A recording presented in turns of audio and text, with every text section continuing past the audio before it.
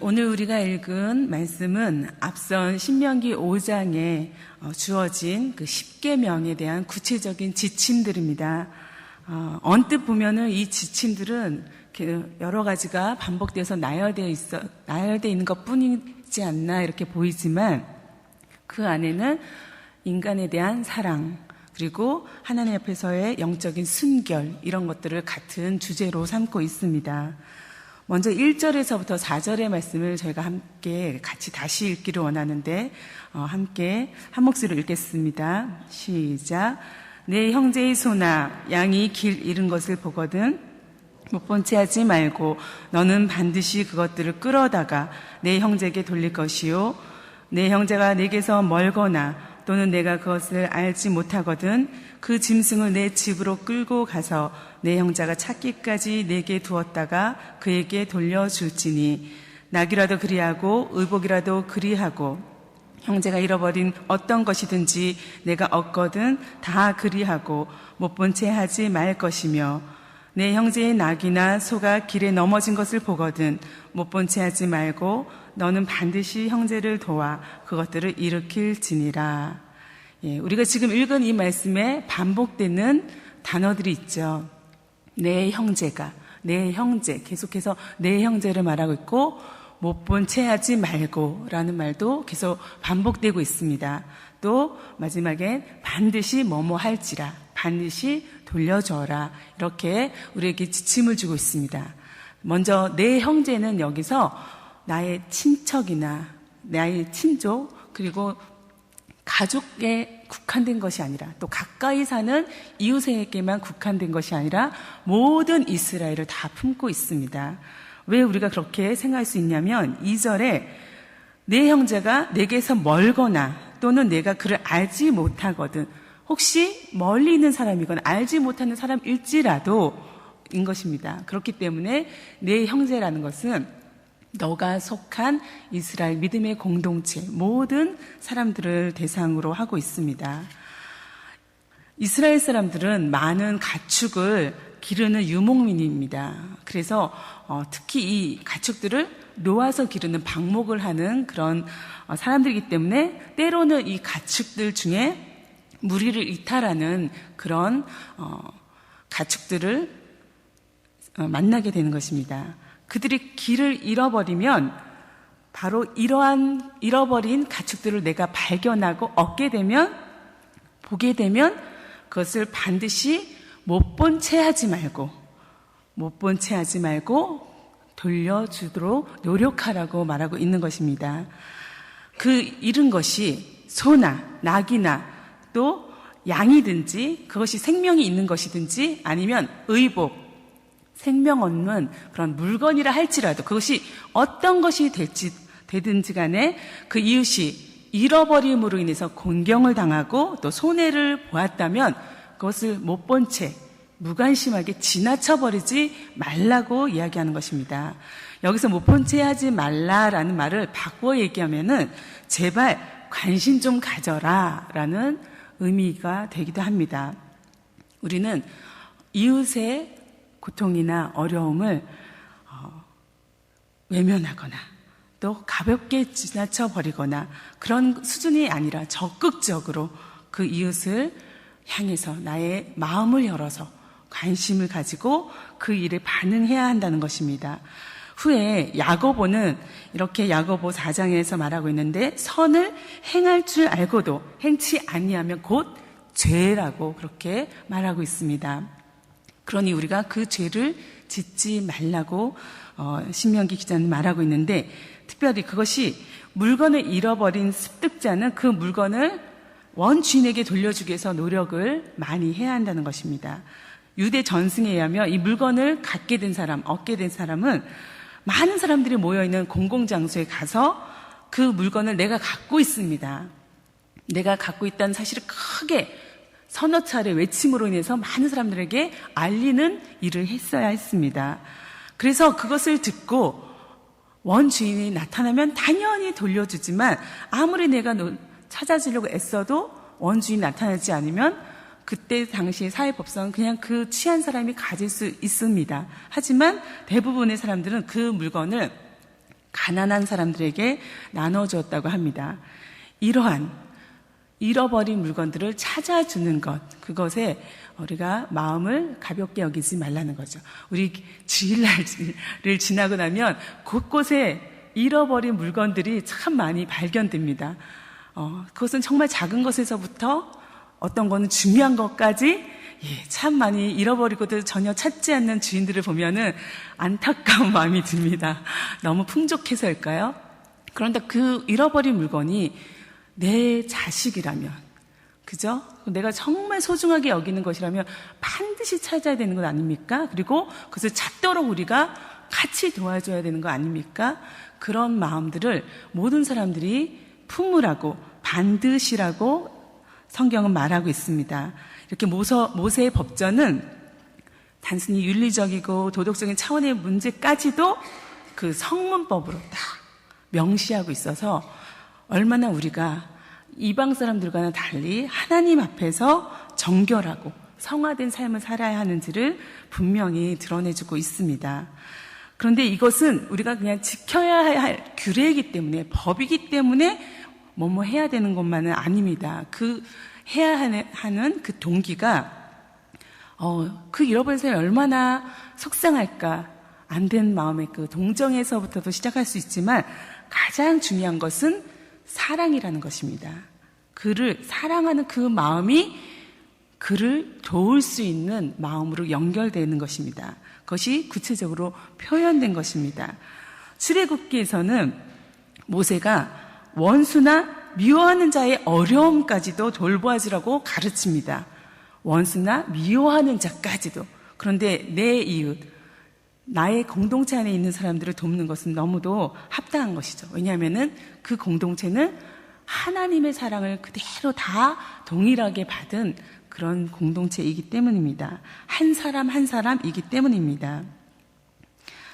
이렇게 하나님을 사랑하는 자는 그 공동체답게, 믿음의 공동체답게 매일매일 하나님 앞에서 반응하면서 살아가는 것이 마땅합니다.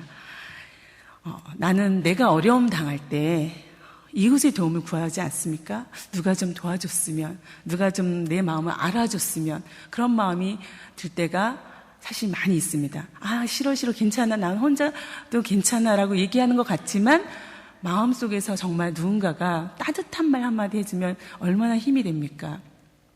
그것을 우리도 내가 해야 한다고, 또 그렇게 내가 내 마음속에 하나님이 주시는 사랑으로부터 그 일을 감당하기를 원합니다.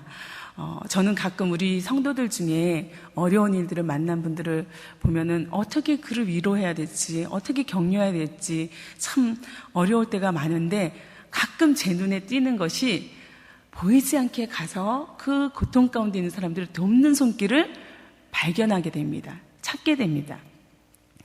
그에게 정말 따뜻한 커피 한 잔이라도, 아니면 김치 하나라도 갖다 주면서 힘들지 하면서 안아주는 그런 모습들이 얼마나 정말 하나님 앞에서 귀하고 소중하고 정말 감동이 되는지 모릅니다. 그 모습이 이 칠레 영락교회 믿음의 공동체 안에서도 정말 날로 더 풍성해지기를 소원합니다. 이제 5절의 말씀을 이어서 보도록 하겠습니다.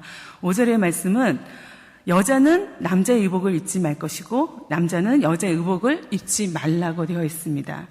우리가 그림에서 자주 보듯이 고대 이스라엘 사람들의 옷은 이렇게 통으로 짠 옷입니다. 근데 그것이 남자나 여자나 사실 크게 구분이 안 되는 비슷한 모습을 하고 있습니다.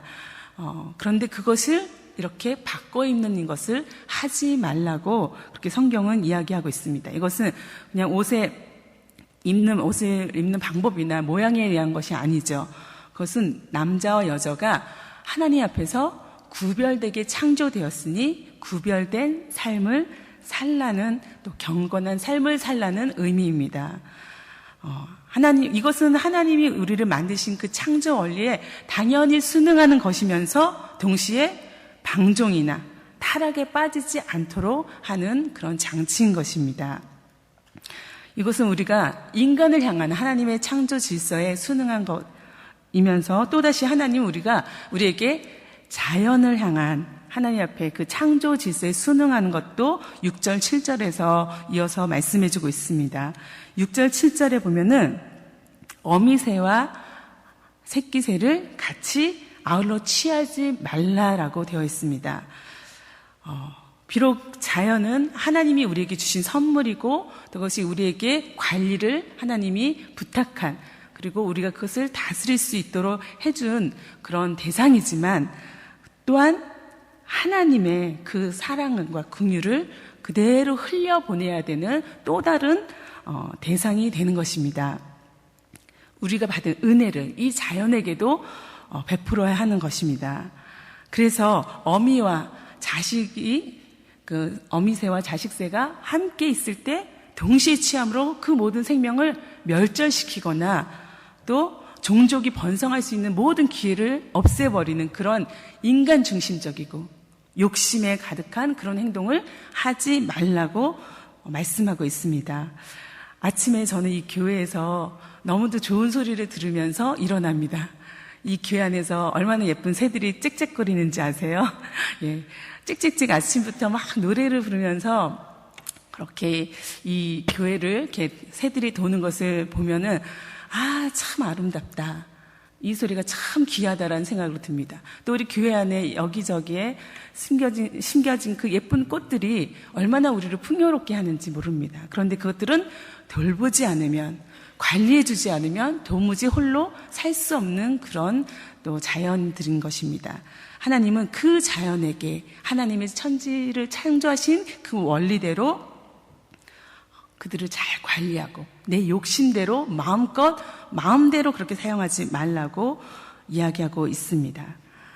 8절의 말씀에는 또 집을 새로 건축할 때 난간을 짓는 일까지도 우리에게 지침을 주고 계십니다.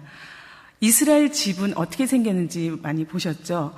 대부분 평평한 지붕을 갖고 있습니다. 그래서 이스라엘 사람들 그 지붕에서 가끔 쉬기도 하고 잠을 자기도 하고 또 기도하는 등 그 장소를 사용하고 있는데, 집 지을 때 아예 난간을 만들어서 사람이 거기서부터 떨어지는 일이 없도록, 그가 목숨을 잃는 일이 없도록 하라고 그 지침을 주고 있습니다. 내가 조금 뭔가라도 더 아끼려고 부주의해서, 태만해서, 실수해서 그런 일들이, 그런 사고가 일어나지 않도록 세심한 주의를 기울이라고, 내가 비용을 더 들이는 한이 있더라도 사람의 생명을 보호하고 안전을 도모하는 일에 성실하라고 우리에게 말하고 있습니다. 그것이 내가 그렇게 하지 않으면 그 책임이 결국 나에게로 돌아온다. 그렇게 이야기하시면서 우리에게 어떤 책임의 부분조차도 말씀해주고 있는 것입니다. 이제 9절에서 12절 마지막의 말씀은 두 종자를 섞어 뿌리지 말라. 또 소와 나귀를 같이 밭갈게 하지 말아라. 양털과 배실로 섞어 짠 것들을 입지 말아라. 이렇게 우리에게 어떤 것과 어떤 것을 섞어서 같이 취하지 않도록 지침을 주고 있는데, 이것은 하나님이 창조하신 그 처음의 상태, 순수한 상태를 그대로 보존하라는 것입니다.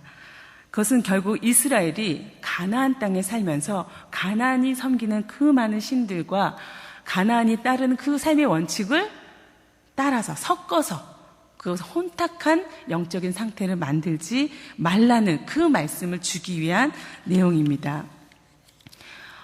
우리는 때로는 우리의 편리대로 그때그때 이것이 더 낫지 않나, 이것이 더 합리적이지 않은가라는 생각으로 하나님이 주신 원칙과 세상의 원칙을 적당히 섞어서 그렇게 때로는 이 방법을, 때로는 저 방법을 취하는 모습들이 있습니다. 하나님은 우리가 하나님의 백성으로 지음받은 것, 그리고 하나님의 백성으로 지음받았으니 그 원리를 따라서, 그 가치관과 그 세계관을 따라 사는 것을 당연히 원하시고, 그렇게 하지 않는 것을 매우 싫어하는 분입니다. 마지막으로 12절에는 너희가 입은 겉옷에 내 귀에 술을 만들지라 라고 말씀하고 있는데, 그것은 내가 아무리 하나님의 말씀대로 그렇게 살고 싶어 하지만 날마다 그것을 순간마다 의식하며 살려면은 뭔가 장치가 필요한 것입니다. 나는 죄인이기 때문에 순간마다 마음이 바뀌고 원칙을 바꾸고 그죠? 그것을 자꾸 번복하고 그리고 섞는 일들을 하기 때문에 내가 날마다 그 순간마다 그걸 보고 나는 하나님 백성이지, 나는 그리스도인이지 할 수 있는 그런 장치를 만들려고 하시는 것이 바로 이 말씀입니다. 히브리인들의 겉옷, 맨 위에 입는 옷은 보통 통으로 되어 있죠. 그런데 그것이 앞뒷면이 이렇게 분리되어 있기 때문에 대부분 4개의 모서리가 생기게 됩니다. 4개의 귀가 생기죠. 거기에다가 술을 달도록 하나님이 말씀하고 있습니다. 이 술을 단다는 것은 내가 이스라엘 백성으로서, 하나님의 백성으로서 하나님의 명령을 지키고 그 앞에서 거룩하게 살겠습니다. 그것을 다짐하는 어떠한 의식 같은 것입니다. 그래서 이것을 볼 때마다, 이 술을 볼 때마다 하나님의 이 명령을 기억해내기 위한, 그리고 그것을 잃어버리지 않도록 하기 위한, 의식하기 위한 그런 장식품이 됩니다. 그러니 너는 날마다 순간마다 그 말씀을 기억하라는 것이죠. 나는 그리스도인으로서 내가 하나님의 사람인 것을 무엇으로 드러내고 있습니까? 나는 무엇을 보면 내가 그리스도인이구나 그렇게 생각할 수 있습니까? 가게에 놓여진 성경책 아니면 교회 달력 그런 것들도 우리를 일깨우는 장치가 될 수 있지만 무엇보다도 오늘 주신 말씀대로 이 율법의 정신, 하나님을 사랑하고 하나님이 주신 이웃들을 사랑하는 그 사랑의 마음이 항상 사랑, 그것이 내 삶을 일깨우는 장치가 되기를 원합니다. 오늘 본문이 말하는 사랑은 거창하지도 또 어렵지도 않습니다. 단순히 우리 마음을 전환시켜서 나 중심에서 생각하던 내가 내 편리한 대로 생각하던 그 모든 것에서 전환해서 이웃이 어떻게 생각할까? 이웃이 무엇이 필요할까? 그것을 필요로 하는, 그것을 고려하는, 거기에 열려져 있는 것, 그것을 하나님 우리에게 원하십니다. 그것이 바로 이웃의 고통을 못 본 채 하지 않는 것입니다. 이런 사랑의 자세, 사랑의 마음이 오늘 하루 종일 저와 여러분을 붙들고 또 하나님을 생각할 수 있는 그런 기회가 되기를 원합니다. 함께 기도하겠습니다.